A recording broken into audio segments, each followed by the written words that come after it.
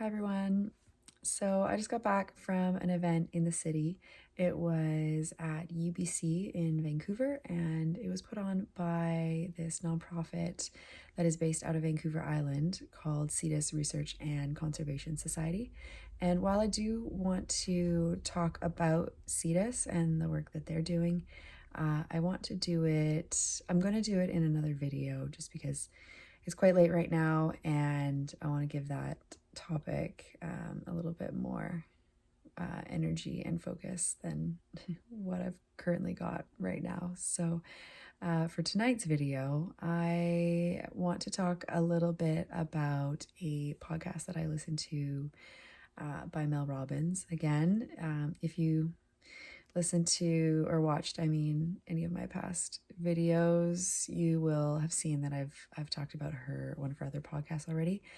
She's one of my favorites for sure. A lot of really great topics on her podcast and a lot of awesome nuggets of wisdom and information and whatnot. So for this one, it was specifically about journaling, and she was talking about journaling in such a way that will help you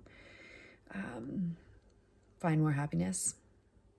And I hope I don't completely butcher what she talked about. I'll link it below in the description so you can watch the full podcast if you so prefer. But I'm just going to keep it super short and sweet and to the point. But basically what she's talking about in this one particular podcast is if you're feeling down about where you are in life, or you're just not feeling energized, or you're feeling low or depressed, she says to look back in your past and think of a time and remember a time when you last felt happy. And what she wants you to do is to go through all of the things that were happening in your life during that time that were contributing to this feeling of happiness. And so she gets pretty specific about what to look at, but just to name a few here, she says, who were the people that you were surrounding yourselves with? What was your daily routine? Were you exercising? What was your diet like? Were you reading? Were you watching a lot of really great films? Did you have some sort of a hobby that you were doing often? Were you seeing people often?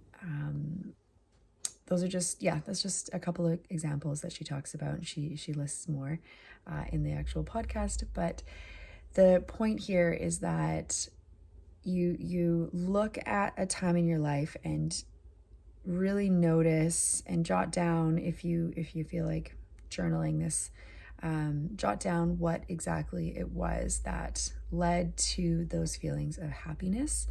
And in the present day, try to allow yourself to reintroduce those things into your life if they've stopped for whatever reason. And they don't need to be at the same level. And one example that she gives is somebody that she works with, I think it's her video editor, was saying that there was a time in her life that she was really, really happy and she was going to dance class every single day. This was when she was a lot younger and a lot more dedicated into dance. But, so for this example, it's like you don't need to go and enroll in some dance class and go to dance every single day. But, do one dance class a week or a month and see what kind of joy that brings back into your life. Or it could just be some other creative thing that you like to do now. Whether it's just like some other forms of movement, if it's exercise or dance, it doesn't really matter. But the point is just to try and reintroduce those same things or similar things to what brought you joy back in the day, back into your life now, especially if you've stopped doing them. And allow yourself to, I keep saying allow yourself to, reintroduce them into your life and see if they start to bring joy back into your life and start to make you feel happy.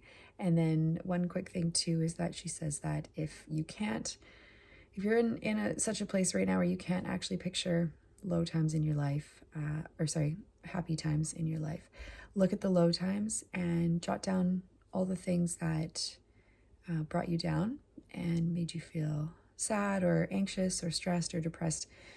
Write those down and use those as